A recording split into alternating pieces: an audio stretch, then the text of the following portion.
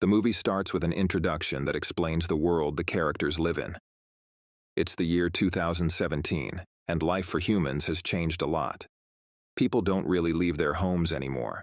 Instead, they stay inside and control robots, called surrogates, to live their lives for them. These surrogates are like perfect versions of the people controlling them. They look better, are stronger, and don't get tired or sick. Because of these surrogates, people can do everything from the safety of their homes. They can work, hang out with friends, or do anything they want without actually being there in person. If a surrogate gets hurt or damaged, the person controlling it doesn't feel any pain at all. This makes the world seem very safe, with no fear, pain, or crime, because no one is physically present in dangerous situations. In this world, people feel protected all the time. The surrogates have made life easier and more comfortable, and it seems like a perfect world where nothing bad can happen. Next, we see a young teenage guy talking to someone on the phone. Afterward, he ends up in a strange nightclub, where the vibe is unusual and intense. While he's there, he meets a girl, and they start making out. Things are getting pretty heated, and it seems like they're about to take things further when, out of nowhere, a mysterious man wearing a motorcycle helmet shows up. This man isn't just passing by. He pulls out a gun and shoots both the guy and the girl, who are actually surrogates controlled by real people elsewhere. After the shooting, the man causes a massive car crash as he makes a quick escape on his motorcycle, leaving chaos in his wake. Agent Tom Greer is an FBI agent who investigates the first murder in years. He uses his own surrogate, a robotic version of himself, to do this. The victim turns out to be Gerard Cantor, a college student and the son of Dr. Lionel Cantor, portrayed by James Cromwell. Dr. Cantor is the inventor of surrogates and uses several of them himself. Greer, along with his partner, Peters, played by Radha Mitchell, goes to the home of the owner of the female surrogate who was killed. To their shock, they discover that the owner was actually a man. Even more disturbing, they find the man dead in his operator chair, indicating that the violence done to the surrogate was also inflicted on its real human owner. After the disturbing events, it's revealed that Greer had a son who died in a car accident. This tragic loss created tension between Greer and his wife, Maggie. The grief from their son's death led to a strained marriage. Since the accident, Maggie has become increasingly withdrawn and spends most of her time living through her surrogate, retreating from the real world into the safe, virtual existence provided by the surrogate system. The investigation takes a darker turn when more people are murdered in a shocking way. Normally, when a surrogate is damaged or destroyed, the human operator remains unharmed because they are safely inside their own home, disconnected from the outside dangers. However, recent cases have shown that humans are dying when their surrogates are destroyed, which defies the system's purpose and raises serious concerns. FBI agent Tom Greer, played by Bruce Willis, starts digging into this troubling pattern. His investigation leads him to a rebellious group called the Dreads. The Dreads are a faction of humans who reject the surrogate lifestyle and believe in living authentically in the real world. They are led by a mysterious figure known only as the Prophet. With the assistance of a system administrator who doesn't use a surrogate, Greer and his partner Peters, played by Radha Mitchell, track down the identity of the murderer, a Dread named Miles. Miles is known for using a unique and deadly weapon, which has been responsible for killing not only Gerard, but also 5 police officers who were tracking him. This weapon is designed to cause fatal damage even to the human operators when their surrogates are destroyed. Greer narrowly escapes death from the weapon by quickly disconnecting from his surrogate before the weapon is fired. After the danger passes, he reconnects to his surrogate, but it is severely damaged during the attack. Despite the physical damage to his surrogate, Greer is able to continue the pursuit of Miles. Unfortunately, before he can capture him, his surrogate is ultimately destroyed by the Dreads. Greer himself suffers significant injuries from the weapon, even though he had disconnected in time. When Maggie, Greer's wife, finds him injured in their apartment, it becomes clear that the situation has taken a toll on both his physical well-being and his personal life. Greer is taken to the hospital where he receives treatment and survives his injuries. However, his actions during the investigation lead his boss, Stone, to suspend him. Stone decides to suspend Greer and prohibits him from using a surrogate while the investigation into his actions is ongoing. This suspension adds to Greer's difficulties as he tries to navigate the complex and dangerous situation surrounding the surrogate murders.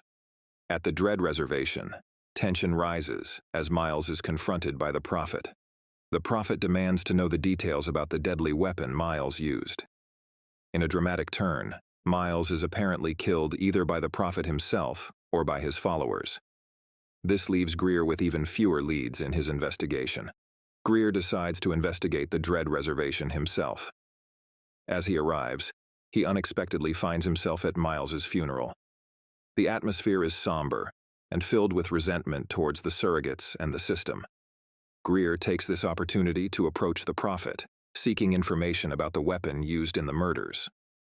During his conversation with the Prophet, Greer presses for details about the weapon, but the Prophet remains elusive.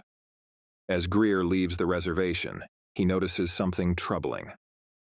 The Prophet has the weapon in his possession, further complicating the investigation.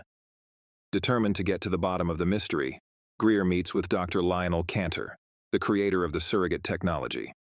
Cantor is once again using one of his own surrogates. During their meeting, Cantor speculates that the weapon might have been developed by the military, given its advanced and destructive nature. To confirm this theory, Greer arranges a meeting with a military contact. The military official reveals that the weapon is designed to send a sophisticated computer virus into the surrogates. This virus is capable of shutting down the surrogate completely. However, the weapon is even more dangerous than initially thought because it also disables the surrogate's fail-safe mechanisms. This means that when the surrogate is destroyed, it results in the death of the human operator as well. A mysterious surrogate arrives at the home of Greer's partner, Peters, and murders her. After the killing, control of Peters' surrogate is transferred to an unknown individual who uses it to access the FBI's financial records. Through these records, the surrogate uncovers a shocking truth. Stone, Greer's boss, was involved in Gerard's death. Stone had been assigned by the company that makes surrogates to eliminate Dr. Lionel Cantor. Stone then hired Miles to carry out the assassination. Since Gerard was using one of his father's surrogates, he was mistakenly targeted as Dr. Cantor. At the Dread compound, the Prophet, who had been coordinating with Peters' surrogate, orders the delivery of the weapon. Just as the weapon is about to be delivered, the military launches an attack on the compound. In the ensuing chaos, the Prophet and his men are killed. It is then revealed that the Prophet was actually a surrogate controlled by Dr. Cantor himself. The Peters surrogate, now in possession of critical information about the weapon, tricks Greer into revealing details about the weapon from Stone's computer. After obtaining the information, the surrogate flees from Greer, taking both the weapon and the sensitive data with her. The surrogate heads to FBI headquarters, where she connects the weapon to the surrogate network. The weapon's activation initiates a devastating attack, causing the surrogates to malfunction and killing all the human operators connected to them. Greer, who had been in pursuit, arrives too late to stop the catastrophe, leaving the fate of the remaining operators in grave danger. Greer urgently contacts the system administrator, who reveals that Peters is being held hostage. Greer rushes to Dr. Cantor's home, where he forces his way inside, desperately searching for Cantor. Meanwhile, at the FBI building, the Peters surrogate coerces Stone into a meeting. Dr. Cantor, who has taken control of the Peters surrogate, confirms that he indeed orchestrated the assassination attempt on himself and admits to having the weapon. He then uses the weapon to kill Stone and resumes uploading its virus to all surrogates, aiming to destroy the entire system. In Cantor's mansion, Greer navigates through a maze of surrogates, including the one responsible for killing the real Peters. He eventually confronts Cantor, who disconnects from the Peters surrogate and reveals his plan. He wants to dismantle the surrogate system so that people can return to their real lives. Cantor has already initiated this process through the Peters surrogate and then takes his own life. Greer takes over control of the Peters surrogate. With help from the system administrator, Greer manages to protect the surrogate operators from harm, ensuring their survival, even if their surrogates are destroyed. Greer is faced with a crucial decision, whether to stop the virus from spreading or let it complete its course. As FBI troops storm the mansion, Greer decides to let the transmission proceed. The virus uploads and destroys every surrogate worldwide, leaving the operators alive but forcing them to abandon their synthetic bodies and return to their real forms. After the dramatic events, Greer returns home and reconnects with his wife, Maggie, who is now in her real, unenhanced form. They embrace, signaling a hopeful step towards rebuilding their relationship in the real world. In the final scenes, the media broadcasts show the global impact. Surrogates are offline everywhere, and there's uncertainty about whether they will ever be reactivated.